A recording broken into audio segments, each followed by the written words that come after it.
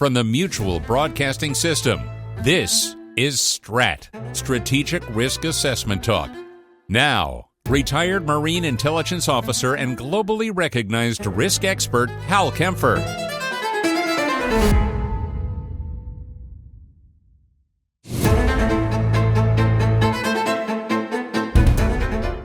Welcome to STRAT. We have a lot of strategic risk assessment to talk about. And I have to tell you, it's been a rather momentous week. A lot of things going on, not the least of which, of course, is this little election that we had in the U.S. So I'm going to talk about some of the strategic implications or possible implications from that. I'm also going to say right off, I don't think everyone needs to panic right away. There are some other things going on to keep into consideration. I'm going to talk about some of these things and some of the potential second, third order effects that this is having with U.S. policy, but also some impact this is going to have across the board. And frankly, despite some of the rhetoric on the campaign, things are very different than they were 4 years ago or 8 years ago. And I'm going to kind of talk about that as a whole to try and sort of frame it, if you will. Of course, one of the issues that Trump has is that Iran is pretty anxious to assassinate him. And that came up this week. There was a release of basically Department of Justice released an indictment against 3 individuals. One, a former Afghan national who had come to the U.S., had gotten into trouble, spent some time here in prison, but was kind of as near as I could tell, an informant for the FBI.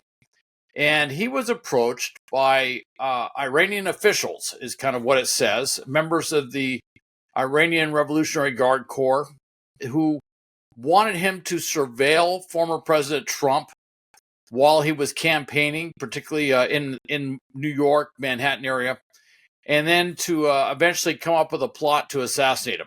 And this was all happening, as near as I could tell, sometime in the fall, but it looks like it may have even gone back. We're going to find out more as this thing rolls out, how far back this thing actually went.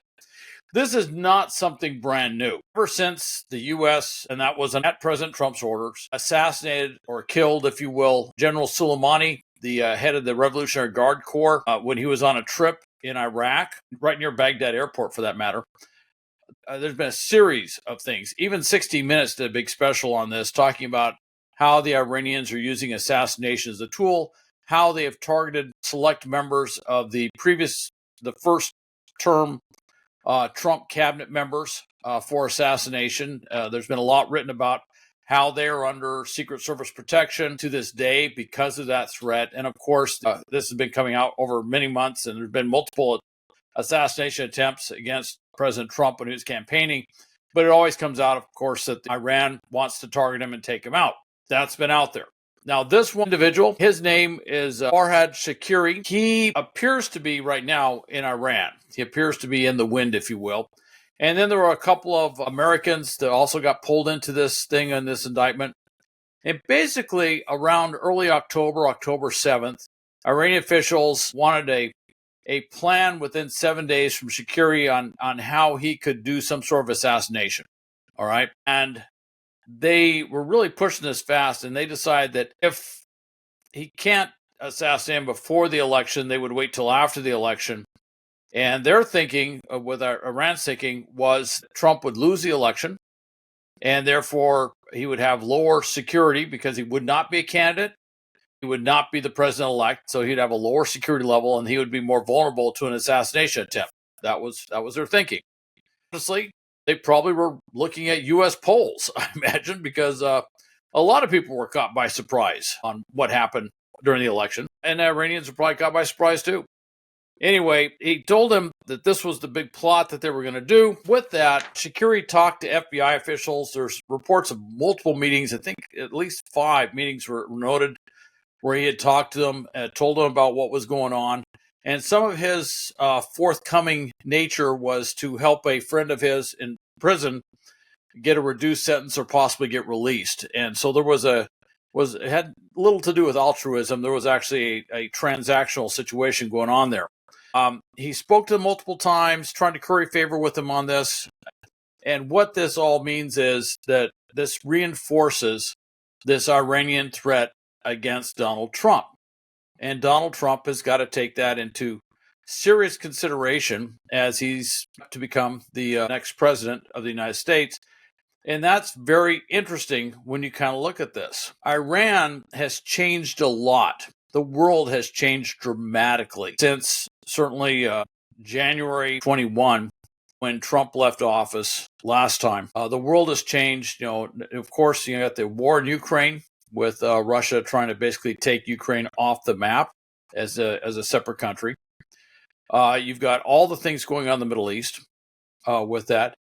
You also have an extremely close relationship of Russia to Iran. In fact, in many ways, with drones and certain ballistic missile components, it's very clear that Russia has become dependent on Iran to provide key support to give them the weapons that they need to prosecute the war in Ukraine.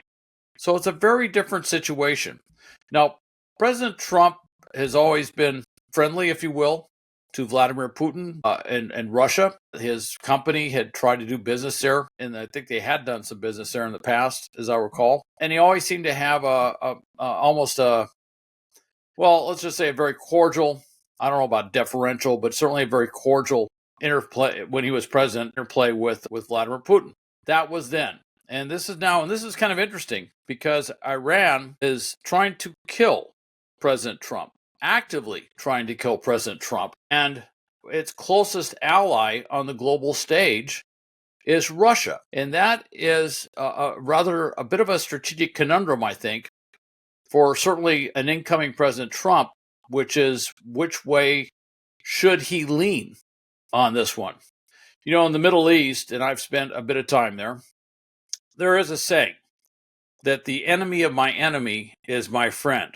Well, this one, if I could turn around, if the friend of your friend is trying to kill you, what does that mean? And I think that that's going to be something that will become more important over time. It is a big consideration, and certainly with Iran's current intent to do some big strike against Israel, for its strike against Iran, for Iran's strike against Israel, need I go on and on, that this is it's going to be a bigger conflict potentially throughout the region, and it's going to be a different president coming in. And if we are embroiled supporting Israel more intensively in its fight against Iran, that does have spillover to our global foreign policy, if you will. It's not impossible, but it's unlikely that somehow our relationship with Russia would be disconnected from what Russia is doing everywhere else in the world. So I think that's something that's going to be a big consideration going forward. And it's going to be some big implications on how a new or an incoming President Trump is going to deal with the matter of Ukraine, despite what he said during the campaign. It is something that's going to have some implications there. With that said, it's very interesting with what's going on. President Zelensky, obviously, Ukraine has obviously been very nervous about what's going on because President Trump, or former President Trump on the campaign, now President-elect Trump, has consistently indicated that he was not going to just give ample aid over to Ukraine. In fact, he used that as a kind of a tagline that President Zelensky was the greatest salesman ever because every time he came to the U.S., he'd walk away with $60 billion. And believe me, this is all, everything that's been said in this campaign is something that Ukraine has heard loud and clear, and they've been paying very, very close attention to it. However, it was interesting to also see that President Zelensky was one of the first foreign leaders to call President Trump when it was clear that he was going to be elected, and to congratulate him on his election. And I found that to be a rather strategic move by President Zelensky. Also, a lot of controversy there because it also sounds like Elon Musk might have actually been physically co-located with President Trump and been on the call. And President Zelensky, thanked Elon Musk for allowing them to use Starlink, which has been invaluable in their ability to command, control, communicate during the war. So that was kind of interesting, caused a lot of controversy, but that was rather interesting. I just want to bring this out as it's a rather interesting situation. And all the foreign leaders all the Trump-proofing things with NATO and the European Union, that's been a big discussion. However, they all recognize one thing, which is that there really isn't a lot of discussion about whether there was something wrong with the election. Despite everybody saying that this was going to be a contested election, and I think most people thought if Harris had been elected that there would be a lot of charges that the election had been rigged or whatever. But what's interesting is what's coming out in this election is that Donald Trump got the majority of the votes. He's got a big lead, well above what he needs in the Electoral College. And also is pretty clear that the majority of voters essentially rejected the Biden-Harris administration and their policies, which is part of that reflects on Ukraine. Part of that reflects on what was being done with Israel. It also reflects in other parts of the world with that as well. But what's also interesting is that his designated chief of staff, Susie Wiles, everything I've seen is she's very no nonsense, and it's been widely reported that she told Trump in no uncertain terms that when it comes to the selection of or who he puts up for various cabinet posts, she used the term "no clown car," which is rather interesting. I think she was less than thrilled with what happened back in 2016 and 17, and so she wants to make sure that very credible players are put in there. That means you're probably going to get some much more serious, if you will, appointments. Although I'm not saying that General Jim Mattis wasn't a serious appointment to Department of Defense, nor am I saying that John Kelly wasn't a serious appointment to Department of Homeland Security. But certainly after the initial round, there were some questions about how serious some of these appointments really were. So she's put that out there. So I think that's going to be kind of interesting. I think that's something that President Zelensky in Ukraine is taking into account with this in reaching out the way they have. Some of the thinking and some of the recent reports out now are that whereas Ukraine generally probably didn't want to see Trump get elected, all right, they were probably hoping that the Biden-Harris policies and methodology, if you will stay in place. They also have to recognize that's not going to happen. They also have to recognize it's not just the White House. We're not a dictatorship, it's a democracy. Congress is also shifted. The Senate, which is critical to a lot of different things, the Senate is now clearly held by the GOP. All right. So even if Harris had been elected, she would have had to deal with a U.S. Senate that was held basically controlled by the other party.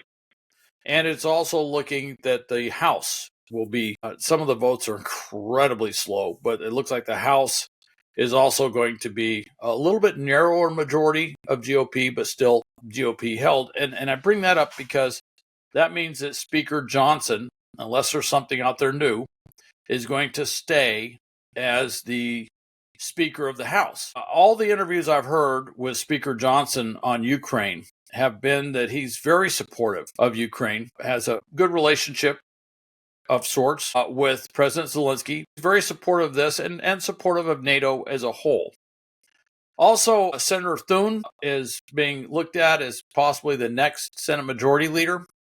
It was interesting that right after the election, he was being interviewed and he was wearing a lapel pin on his coat with a U.S. and Ukrainian flag. And I think that was a clear signal to Ukraine, to NATO, and to others that certainly from his standpoint, if he becomes Senate Majority Leader, that the U.S. is not going to, quote, throw Ukraine under the bus by any means, that he's definitely going to be there pushing for U.S. support to help Ukraine defend itself. So I just want to point that out. There is a lot of concern that, and certainly I'm not underappreciating the power of the presidency or the power of the executive branch. It has phenomenal capability, but there is the Congress, and the Congress does act as the founders designed it, as a check on executive power in our government.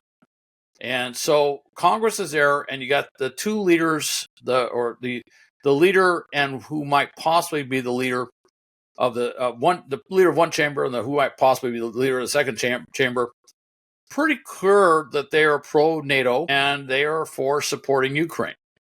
Now, does that mean you're going to see the same sort of big aid packages going to Ukraine as before? That may change. That may shift quite a bit. It is interesting to see that. And also, President Zelensky was somewhat frustrated. Aid would come from the U.S., but it was often very slow. Even when it had been approved by Congress, it seemed to roll out in a rather dithering fashion. Some things, and I know I was shaking my head, it took forever to get pilots trained on F-16s, and I could not, for the life of me, figure out what the logic was in the delays on pilot training. That just did not seem to make any sense to me, and certainly that had to frustrate President Zelensky. And there definitely was an opportunity there. Even if you don't give them the F-16s right away, you could have had some of the pilots in the U.S. getting trained on F-16s as a clear signal to Russia that the U.S. is very serious about this and we're getting everything ready to go whenever the decision's made. And for whatever reason, we didn't do that. Anyway, that's just a long way of saying that there was some frustration with President Zelensky, with the Biden, and what he probably foresaw would have been a continuation of that with the Harris administration. And so, whereas President Trump comes in historically wanting to make big changes, he may see this as an opportunity. And particularly, Putin has indicated more than once that he wasn't going to just radically shift course, that despite what President Trump would say on the stump, that he was going to have this war solved or ended before he was inaugurated. Everything coming out of the Kremlin indicated that they weren't really receptive to that rhetoric or that intent. And so it could be very foreseeable that there is an attempt to try and do something to fashion up some sort of agreement. And it's definitely probably going to be vocally opposed or certainly not supported by NATO or members of NATO, probably not the European Union. Some of our closest allies in Europe will probably speak out against this. I would not be surprised if some of our closest allies elsewhere around the planet, such as Japan, Australia, and elsewhere, may actually speak out in opposition to what this plan is. Ukraine may not be amenable to whatever that plan is. And it's very possible that Russia could be either opposed to whatever it is or indifferent or just simply not receptive to whatever it is. At that point, there would have to be a reevaluation of what is the next step. And that's what I'm kind of looking at strategically. And that has huge importance for, it'll definitely impact all the markets worldwide. It'll have a big impact on the oil market worldwide, depending on what's going on there, but also with other strategic materials. Russia's a big provider of nickel. They have a number of other key minerals. And so if right now there's kind of this thinking, maybe there will be some way that this war can get ended, which would help markets stabilize, if you will, in some key ways. On the other hand, if it looks like they've hit a strategic impasse on this, that's where I think President Zelensky is seeing that there might be a way to shift things to basically Ukraine's long-term advantage. And I think that's something that he's got to be considering. NATO and the European Union have been Trump-proofing, as they call it. There's already been a lot of work to take things that the U.S. was taking the lion's share. For example, coordinating logistics support going over to Ukraine, and to make that more of a multilateral effort going through NATO across the board. So I think that's going to continue. It's going to probably go very quickly over the next couple months. And that's something NATO probably should have been knowing anyway. The other thing, too, is one of the things that President Trump did in his first term, he brought up the whole issue, threatening to pull out of NATO. And by the way, if you've never read his book, The Art of the Deal, some of the things you see him doing on the political stage really comes right out of the pages there. Don't be afraid to walk away from the deal. Don't be afraid to walk away from whatever's being discussed. And so when he said that, one of the outcomes of that was a number of NATO countries that had not been paying their fair share, if you will, had not met that 2% of GDP investment goal that's been widely accepted across NATO as the benchmark. And some countries like Poland and others have actually exceeded that 2% GDP investment by quite a bit, not the least of which is because they're right next to Russia. So they see a greater imperative to invest. But other countries further afield, when you start getting down to Italy, Spain, Portugal, they're not on the front lines with Russia, and they have always been traditionally underinvesting in their defense. And so I would imagine you're going to see a big push, not just by President Trump, but also within NATO for all of its members to come up to that 2% GDP investment benchmark. And I think that some of the rhetoric on that, and of course the fact that it's very clear there's no ambiguity, there is going to be a second Trump administration, or second Trump term, I should say. So everybody that's sort of baked into their thinking on that. So that could have an interesting impact across NATO, and it could, and it's already having an impact with NATO saying amongst themselves and the European Union saying amongst themselves that they've got to pick up more of their share of doing this. And so in the short term, it's rather disruptive. In the long term, it might actually be very good because you might see a lot more regional responsibility, if you will. And, if they're talking about defending Europe from Russia, well, it'd be good if Europe would step up and play a bigger role there. And it looks like that may be one of the outcomes that came out of this election. Now, some of the strategic opportunity that comes out of this election, some other interesting things, going forward, Israel's reaction, obviously very enthusiastic. Netanyahu has always had a very close relationship with President Trump. Also, some of the Arab states, for example, Saudi Arabia, they didn't work quite as effusive, but they traditionally had a very, very good relationship with President Trump. So they're rather enthusiastic, let's say, going forward. And Israel sees that they're going to be far less constrained. They don't see the same sort of Biden constraints, if you will, on them going forward. And that's going to impact whatever they do with Iran. Certainly, it's putting a lot of impetus, and there's already indications that Hezbollah is probably more incentivized to get a ceasefire agreement put in place because of this. In fact, I heard one of the top GOP operatives talking about how things are already starting to change on the global stage because of this. Hamas is getting completely marginalized, not only within Gaza, militarily speaking, but also the U.S. apparently and this is under the Biden administration, whatever's happened, we've given up, it sounds like, with working with the Doha, Qatar side of Hamas, where their political leadership is headquartered. And we basically told Qatar, if you're going to be a Middle Eastern ally of the U.S., you got to get these guys out of here. And so apparently over the next couple weeks, they're going to be gone. I don't know where they're going to go. There's been a lot of talk they may go to Iran. There was some discussion that Turkey may want to bring them in. That'd be a rather interesting thing because Turkey is a NATO member as well. But one thing is very clear is that Hamas is becoming less and less relevant as an organization to be dealt with. And I think certainly Israel is looking at this and saying, there's a limit to what they can actually try to accomplish in these discussions with Hamas. The U.S. has obviously felt that same or come to that same conclusion to a certain extent. So that's going to be a rather interesting thing as a marginalization of Hamas. The Houthis, not much being said, but I will say this. Look, they're a major threat to international shipping. They're causing huge disruption. The German Navy went around the Horn of Africa to avoid going through the Red Sea and the Suez Canal because they're afraid of being targeted.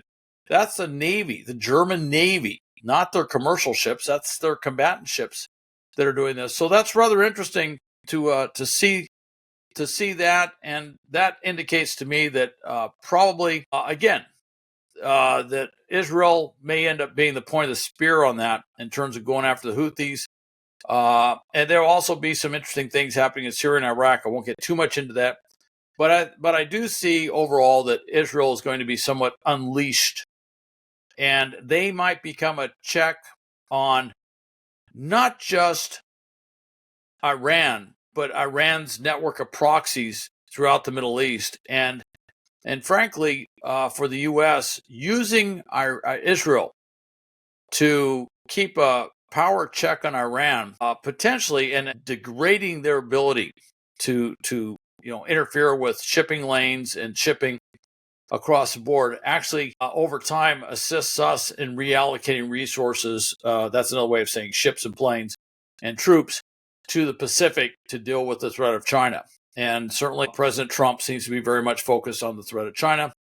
The other thing, too, is at some point, the geostrategic reality for NATO, the European Union, and the United States as well is Ukraine degrading, destroying the Russian military in that war is actually good for NATO, good for, I know it sounds horrible to say that, but it's good for NATO, good for the European Union, strategically to have a less capable, less potent Russia in that part of the world, which again allows us to reallocate our assets away from the European theater and certainly whatever threat is there, and move those to dealing with China, the South China Sea, Taiwan, whatever may happen over there. So it's interesting. The other thing, too, is that a lot of these workarounds that China's had to avoid sanctions, China's looking at having some heavy, heavy tariffs imposed on it. But also, there's been a lot of discussion about some of these things that China does, like they've been investing heavily in Mexico, putting manufacturing and other things in Mexico to circumvent U.S. sanctions against China and Chinese corporations. Well, there's been a lot of discussion that there may be some tightening up on that. That may have a huge impact on the trilateral agreement between Canada, the U.S., and Mexico on free trade. So that's to be seen. Obviously, a lot's been said about illegal immigration, trade. I do think that a lot of the talk about using the military to go down, U.S. military to unilaterally go into Mexico and attack the cartels, that's an interesting discussion. There are real problems with that. And I honestly, and frankly, our history of doing stuff like that has never worked out very well. Although one would say that the U.S. Mexican-American War actually worked out to our favor. But certainly, if you look at the Pancho Villa, going after Pancho Villa by General Blackjack Pershing, he chased him around all over the place, never got him, and the guy became the president of Mexico. I think that's going to probably be a little bit more relevant example to some of the problems, and of course, some of the huge issues that would portend within Mexico. And Mexico, one of the fears is if we go in there and do stuff like that, it could completely destabilize the government. And one thing we do not want to see is a civil war break out in Mexico. That would be very bad. So that's an issue. And also, I think the issue of precursor chemicals from China in fentanyl. And if you look at the sheer toll that fentanyl is taking on the U.S., just this phenomenal death rate, if you will, from fentanyl overdoses, that's going to become a bigger and bigger issue. So a lot going on with a lot of different things. And, I know a lot of people are very disappointed with the election, but, I would say this. That's the nature of elections. One side's going to end up being very disappointed. That's kind of how they work.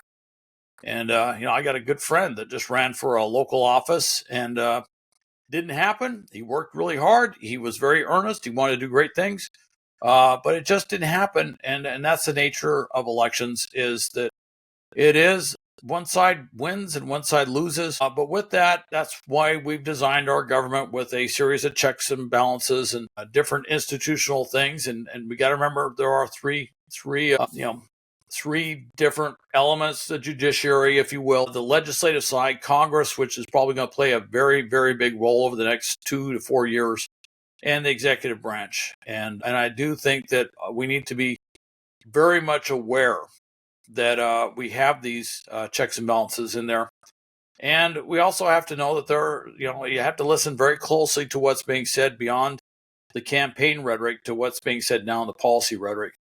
So I just point out that you just have to kind of be aware that President Trump has a very different way of doing things. And one of the things he does is, if you look at his negotiation style, and you also realize to him, in many ways, life is a negotiation. He's just one of those, that's his background. And so sometimes you'll hear these things that diplomats and others, they would say, oh my gosh, I can't believe they're saying that. That's just the way he does things. And in some cases, it's a little disruptive. In some cases, it's a needed disruption.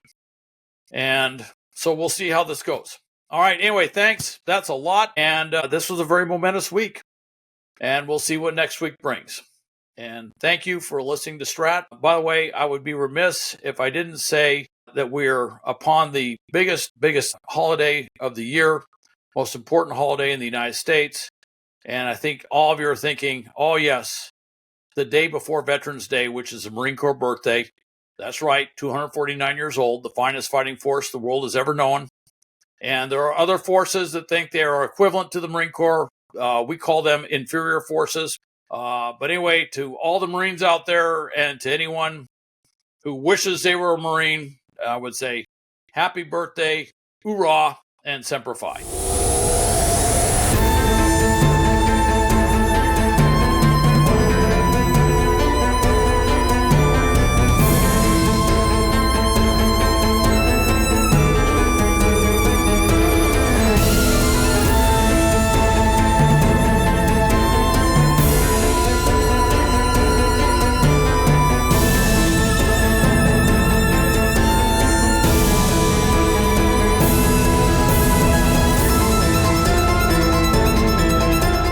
STRAT, Strategic Risk Assessment Talk, with Hal Kempfer and Mark Mansfield.